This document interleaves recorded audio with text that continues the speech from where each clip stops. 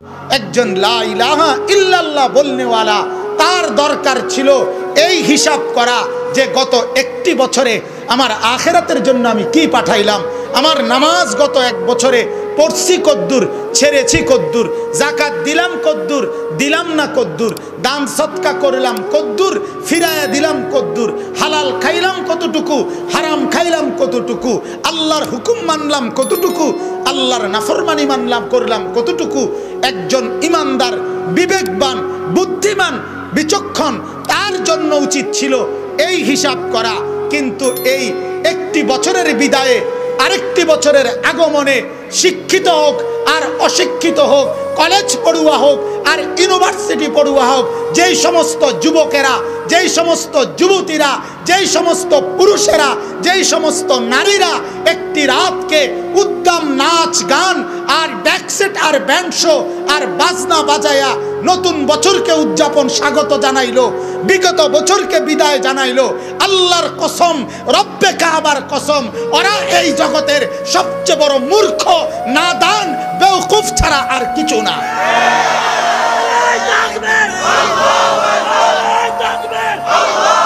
সোজা হিসাব, এরা আহম্মক, এরা আহমক। স্পষ্ট প্রমাণ এটা।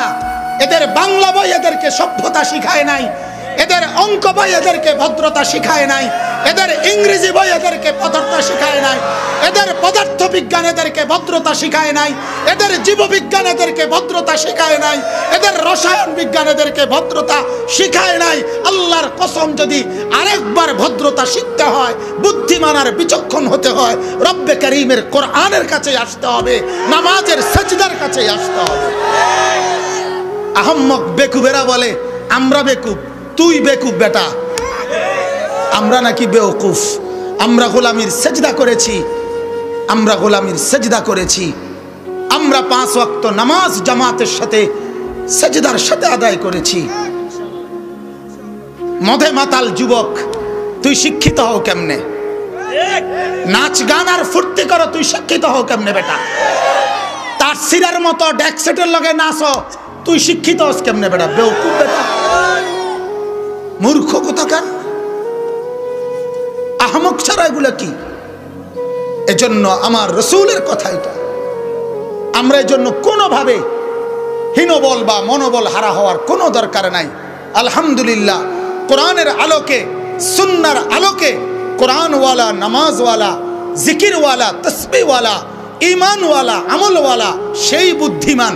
বলেন আলহামদুলিল্লাহ, বলেন আলহামদুলিল্লাহ।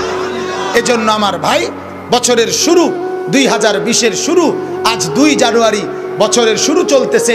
এখনো আমাদের প্রত্যেকের উচিত নিজেদের জিন্দেগির হিসাব করা, বিগত দিনের গুনাহ মাফের জন্য আল্লাহর কাছে ইস্তেগফার করা, আগামী দিনে নেক আমল করার জন্য আল্লাহর কাছে সাহায্য কামনা করা। আল্লাহ তাআলা আমাদেরকে তৌফিক দান করুক। বাংলাদেশ মুজাহিদ কমিটির এই বিশাল আয়োজনকে আল্লাহ তাআলা ভরপুর কামিয়াব করে দিক, আল্লাহ বরকতে বরকতে পরিপূর্ণ করে দিক।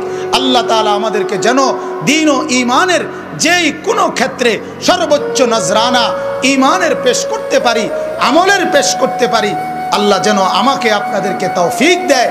আমিন। সুবহানাল্লাহি ওয়া বিহামদিহি, সুবহানাকাল্লাহুম্মা ওয়া বিহামদিকা, আশহাদু আল্লা ইলাহা ইল্লা আনতা, আস্তাগফিরুকা ওয়া আতুবু। যে জীবনের মূল্য অনেক বেশি না, সময় আর জীবন একই কথা। সময়ই আমি, আমি জীবন। আমার হায়াত বাড়তেছে মানে আমার এই সময় এটাই বাড়তেছে। এজন্য সময়কে কদর করা, এই ব্যাপারে আমাদের বুজুর্গদের অনেক কিতাব আছে। এবং আমরা যারা মাদ্রাসায় পড়ছি, আমরা আমাদের উস্তাদদের জবানে এই কথার বহু গুরুত্ব শুনছি। ছাত্র জীবনে আমাদেরকে এটা বারবার বলছে, সময়কে কদর করো, সময়কে কদর করো, সময়কে কদর করো। বাংলাদেশের একজন বিশিষ্ট আলেমে দ্বীন, গবেষক, সাহিত্যিক হযরত মাওলানা আবু তাহের মিসবাহ দামাত বারাকাতুহু, অনেক বড় মাপের আলেম। ওনার একটা লেখা আছে, যে সময়ের ক্ষুদ্র ক্ষুদ্র অংশগুলোকেও কাজে লাগাও। ক্ষুদ্র ক্ষুদ্র অংশ মানে হলো খাবার খাইতে বসছো, প্লেট ধুয়ে ফেলছো, এখনো খাবার আসে নাই, এখানে 3 মিনিট সময় আছে। এই 3 মিনিট সময় মোতালা করো, এই 3 মিনিট সময় জিকির করো, এই 3 মিনিট সময় কোরআনুল কারীম তেলাওয়াত করো।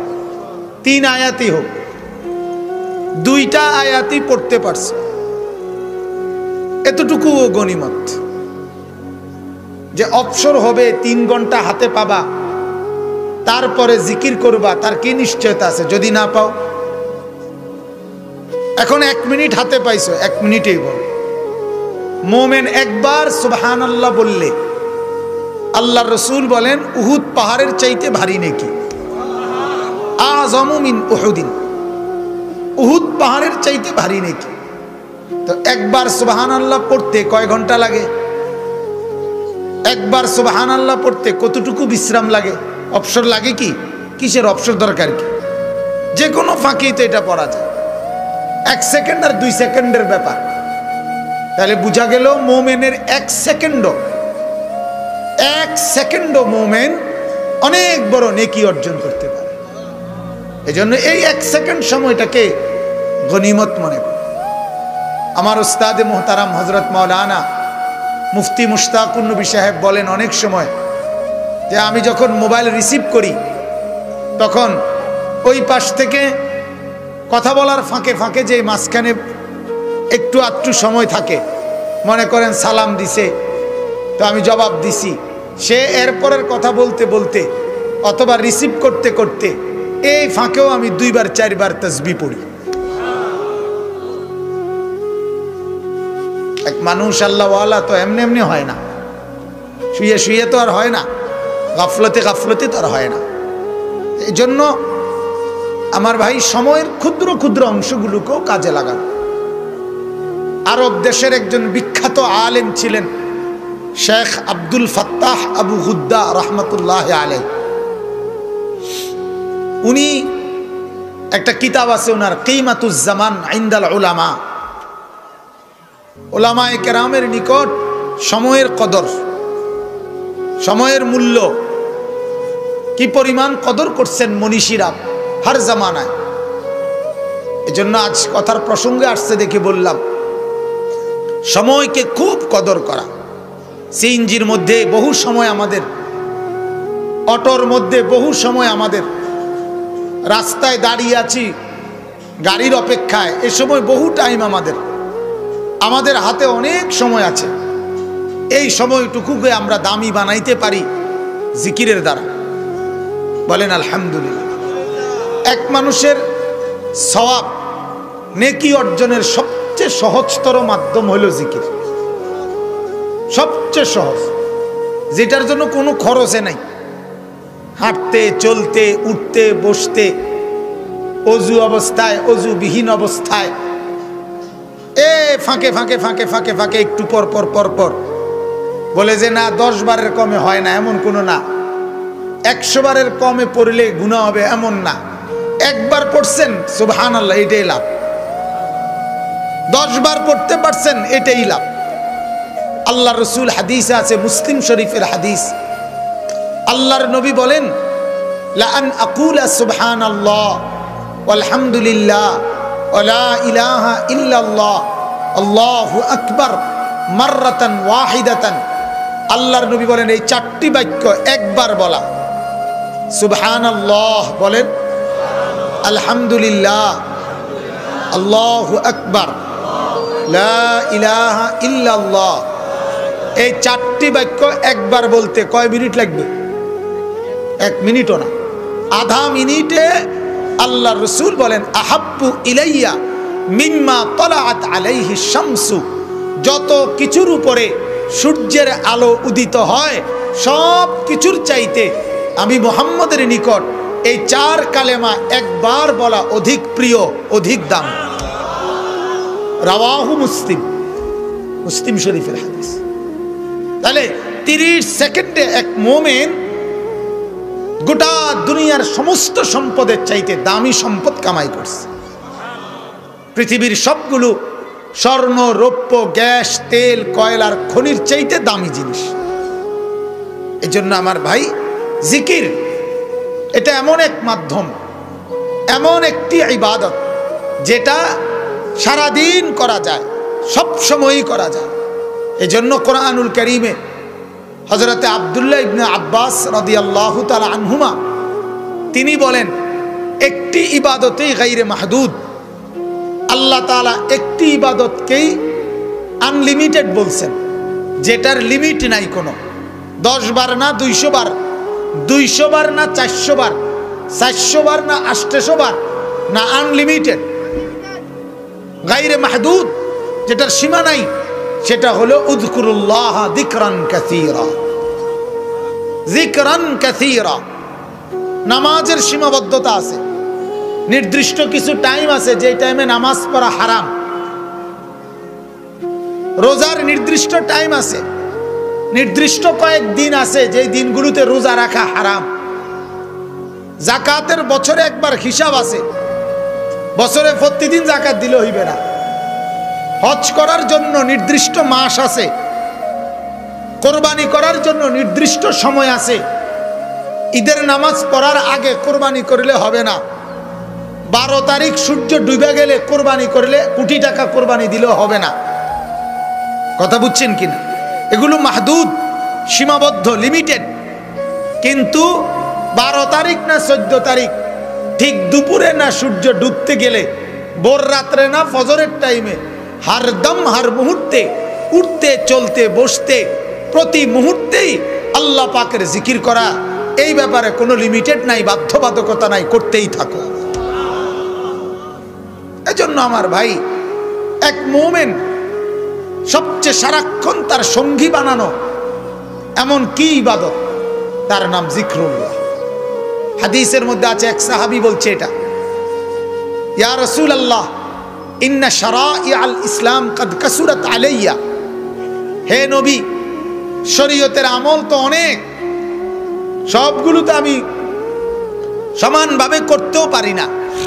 ফামুরনি বিশাইইন আতাশাব্বাসু বিহি, হে নবী, আমাকে এমন একটি আমল বলে দেন যেটা আমি সব সময় করতে পারি, আবার সার্বক্ষণিক সঙ্গী বানায় নেব, এরকম একটা আমল বলে দেন। আল্লাহ রাসূল বললেন, লা ইয়াজালু লিসানুকা রাতবান বিযিকরিল্লাহ, তোমার জিহ্বাটা সারাক্ষণ আল্লাহ পাকের জিকির দ্বারা ভিজায় রাখবা। এইটা হলো চলমান আমল, চলতি ফিরতি আমল, সারাক্ষণের আমল। সেটা কি? আল্লাহ পাকের জিকির। আল্লাহ পাকের একত্রে মজলিস পাইছেন, ওইখানে জিকির করেন। সাপ্তাহিক জিকিরের মজলিস পাইছেন, করেন। মাসিক জিকিরের মজলিস হইছে, সেখানেও করেন। আবার একলা সুযোগ পাইছেন তো একলাও করেন। রাতের 2টায় ঘুম ভাঙে গেছে, এখনই জিকির করেন। 3 বার বা 4 বার বলার টাইম আছে, 3 বার বা 4 বারই বলেন। 1 বার বলার টাইম আছে, 1 বারই বলেন। আবার 1000 বার বলার সুযোগ আছে তো 1000 বারই বলেন। 1 লাখ বলার টাইম আছে, 1 লাখ বলেন। বলতে থাকেন, জবান চালু রাখেন। সোজা কথা হলোই, আল্লাহ তাআলা যেন আমাকে তৌফিক দান করে, আল্লাহ যেন আমাদের প্রত্যেককে তৌফিক দান করে। এজন্য কমপক্ষে এই যে সমস্ত সময়গুলো আমাদের হাত থেকে চলে যাচ্ছে, এই সময়গুলোতে আল্লাহ পাকের জিকির বেশি করার চেষ্টা করা। আল্লাহ আমাদেরকে তৌফিক দিক, বলেন আমিন। দ্বিতীয় আর একটা কথা, আমার আসলে আমাদের বাচ্চু ভাইয়ের সীমাহীন অনুরোধে আমার আশা, আমার মাগরিবের পরে বয়ান আছে অনেক দূরে, ওই কামাল্লা মুরাদনগরের ওইদিকে। তো এরপরেও আসলে ভাবছিলাম তো আসর পড়বো, পারলাম না, মালিকের ইচ্ছা, পথে নামাজ পড়ছি। আর একটা কথা, শুধু কোরআনুল কারীমের সূরা হাশর, সূরা হাশরের একটি আয়াত আমি তেলাওয়াত করেছি। এই আয়াতটির মধ্যে আল্লাহ পাক বলেন, ইয়া আইয়ুহাল্লাযীনা আমানু, হে ঈমানদারগণ, হে মুমিনগণ, ইত্তাকুল্লাহ, আল্লাহকে ভয় করো। সমস্ত তাফসীরে আছে আল্লাহকে ভয় করো মানে কি। আমার উস্তাদ হযরত মাওলানা মুফতি মুশতাকুন নবী সাহেব খুব সহজ ভাষায় বলে, আল্লাহকে ভয় করো এ কথার মানে হলো আমার দ্বারা কোনো গুনাহ হবে না, কোনো আমল ছুটবে না। এরই কি বলে? আল্লাহর ভয়, তাকওয়া। কি বলে বলেন? তাকওয়া মানে কি বলেন না? কোনো গুনাহ হবে না। অনেকের এই অভ্যাস, মাতালারে আমি কইতে উনি মাতালারে, আপনারা মাতালারতে কইছি না তো, বলতে বলছি, বলেন বলেন, কোনো গুনাহ হবে না, কোনো আমল ছুটবে না। এটাই অভ্যাস বানানো, এটাও জিকির, এটাও জিকির। আল্লাহর কথা বলা, কোরআনের কথা বলা, এটাও কি জিকির। এজন্য জবান চালু রাখলেই লাভ, জবান খুলতে পারলেই লাভ, বলতে পারলেই লাভ, বলতে পারলেই লাভ। বইয়ে থাকার নাম, চুপ করে থাকার নাম বরকত না। তো বলতেছিলাম আল্লাহকে ভয় করো মানে আমার দ্বারা কোনো গুনাহ হবে না, কোনো আমল ছুটবে না। এরপরে আল্লাহ বলেন ওয়াল তানজুর নাফসুম মা কদ্দামাত লিগাদ। আল্লাহ বলেন এবং তুমি প্রত্যেকেই, প্রত্যেকটা ঈমানদার তুমি লক্ষ্য করো আগামী কালকের জন্য তুমি কি প্রেরণ করেছো। এই কথাটা, আগামী কালকের জন্য তুমি কি প্রেরণ করেছো, এখানে কয়েকটা ছোট্ট কথা। এক নাম্বার হলো আগামীকাল বলতে বোঝানো হয়েছে আখিরাত। কি বলেন? তাহলে আল্লাহ তাআলা বললেন হে মুমিন তুমি একটু লক্ষ্য করো, তুমি তোমার নিজের জিন্দেগির মধ্যে দেখো আখিরাতের জন্য তুমি কি প্রেরণ করেছো, এটা দেখো। এখানে কয়েকটা কথা। এক নাম্বার কথা হলো আখিরাতকে আল্লাহ তাআলা বলছে গাদ, আগামীকাল। তাইলে এর দ্বারা প্রথম তাফসিরে লিখছে দুনিয়া আদম আলাইহিস সালাম থেকে নিয়ে শুরু করে ইসরাফিলের সিঙ্গাপু পর্যন্ত দুনিয়ার হায়াত যে দূর পাইল আখিরাতের তুলনায় ওইটা একদিনের মতো। আখিরাতের তুলনায় পুরাটা টাইম কয়দিন?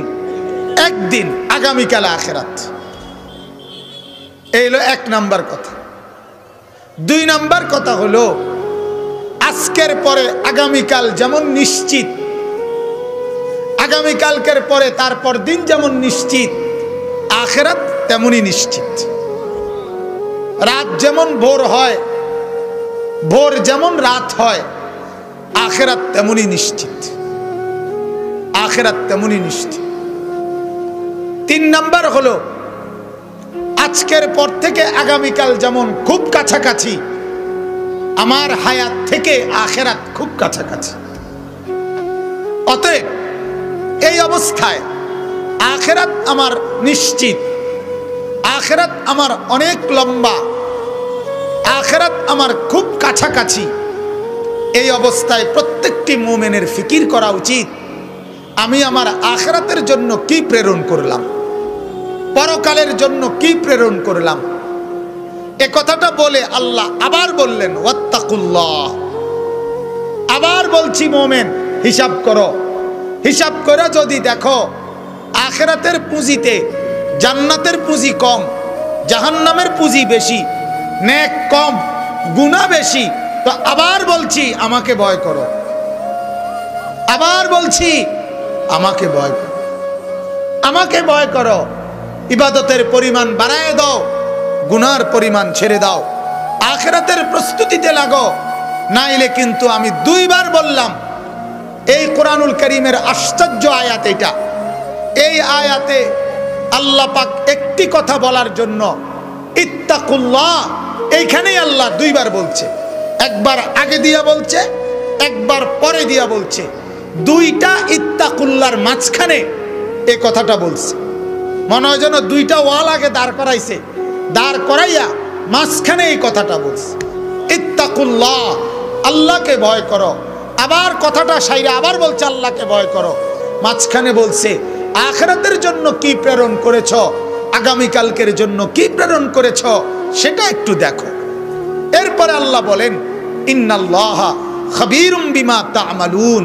বাকি তুমি যদি দেখো বা না দেখো, তুমি হিসাব করো বা না করো, তুমি খেয়াল করো বা না করো, আমি রব্বুল আলামিন তোমার সমস্ত কৃতকর্ম পুরা খবর রাখছি, আমি গাফেল না। ওয়ালা তাহসাবান্নাল্লাহা গাফিলান আম্মা ইয়ামালুজ জালিমুন। আল্লাহ বলে জালেমরা যত পাপ করে, যে যা কর্ম করে, তারা যেন আমি আল্লাহকে গাফেল মনে না করে। আল্লাহ কি গাফেল? নাউজুবিল্লাহ। আল্লাহ কি বিশ্রাম করে? আল্লাহ কি ঘুমায়? আল্লাহ কি তন্দ্রা যায়? ওমা মাসসানা মিন লুগুব। আল্লাহ বলেন আমাকে ক্লান্তি স্পর্শ করে না। লা ইয়াদিল্লু রাব্বি ওয়ালা ইয়ানসা। আমি পথ হারাই না, আমি কিছু ভুলেও যাই না। লা তাখুযুহু সিনাতুন ওয়ালা নাওম। আমার চোখে তন্দ্রাও নাই, আমার চোখে ঘুমও নাই। আমি খবীর, আমি পুরা খবর রাখি। আমি সামিዕ, আমি সব শুনি। আমি বসীর, আমি সব দেখি। আমি আলিম, আমি সব জানি। আমি কদির, আমি পুরা শক্তি রাখি। আমি জুল জালাল ওয়াল ইকরাম, আমি প্রবল প্রতাপান্বিত ক্ষমতাশালী। আমি জুনতিকাম, আমি প্রতিশোধ গ্রহণকারী। আমি সারিউল হিসাব, দ্রুত হিসাবকারী। আমি সারিউল ইকাব, দ্রুত শাস্তিদাতা। আমি আল্লাহ ফাআলুল লিমা ইউরিদ, যা মন চায় তা বারবার করতে পারি। খেয়াল করা, এজন্য খেয়াল করা। আল্লাহ তাআলা বলেন খেয়াল করা, আমি গাফেল না, আমি পুরা খবর রাখি। আমার ভাই, এই তাইলে আখিরাতের জন্য কি পাঠালেন, আখিরাতের জন্য কি পাঠাইলেন, জান্নাতের পুঁজি কি পাঠাইলেন, জাহান্নাম থেকে মুক্তির জন্য কদ্দুর কি করলেন, পরকালের সম্বল কতটুকু করলেন, এই কথাটা গুরুত্ব দেওয়ার জন্য আল্লাহ পাক আপনাকে দুইবার ইত্তাকুল্লাহ বলে কথাটা বলছে। তাইলে এই কথাটার মধ্যে কতটুকু গুরুত্ব দেওয়া উচিত? কথা বলেন না কেন? এইবার আমার যে কথাটা বলার উদ্দেশ্য সেইটা হলো এই কথাটাই বুঝানো। আল্লাহ রসুলের হাদিস, আল্লাহর নবী বলেন আল কাইয়িসু মান দানা নাফসাহু ওয়া আমিলা লিমা বাদাল মাউত। নবী বলেন বুদ্ধিমান সে, বিবেকবান সে, বিচক্ষণ সে। আল্লাহর রসুল বলে যে তার নিজের হিসাব করে আর মৃত্যু পরবর্তীর জন্য আমল করে। ওয়াল আজিজু, আল্লাহর নবী বলেন অক্ষম সে, অপদার্থ সে, দজভঙ্গ সে, মূর্খ সে, অক্ষম সে। মান আতবা নাফসুহু হাওয়াহা, যে তার নিজেকে তার নফসের কুমন্ত্রণা আর খাহেসাতের দিকে ছেড়ে দিছে, নিজের যা মন চায় তাই করছে। ওয়া তামান্না আলাল্লাহ, আর আল্লাহর বেলায় আইসা আশা করছে আল্লাহ ভরসা, আল্লাহ মাফ করে দিব। চুরি চলুক, ডাকাতি চলুক, জিনা ব্যভিচার চলুক, হারামখোর, মদ জুয়া, সুদ ঘুষ সমস্ত অপরাধ করছে আর বলে আল্লাহ ভরসা, আল্লাহ মাফ করে দিব। আল্লাহর রসুল বলে ওইটা অপদার্থ, অপদার্থ, অপদার্থ। এটা আজেস, অক্ষম, এটা দজভঙ্গ, এটা হারবাল ওষুধ খাওয়া দরকার, হারবাল ওষুধ খাওয়ার দরকার। বলেন নাউজুবিল্লাহ। আমার ভাই, এজন্য আল্লাহর কোরআনের এই আয়াত, রসুলের এই হাদিসের আলোকে আমি শুধু এই একটা কথাই বলতে চাই। 31শে ডিসেম্বর রাত, একটি রাত পার করে 1 জানুয়ারি একটি নতুন বছরের শুরুতে, রাত শেষে আরেকটি বছরের শুরুতে, একটি বছরের বিদায় লগ্নে আরেকটি বছরের আগমন লগ্নে একজন মোমেন, একজন ঈমানওয়ালা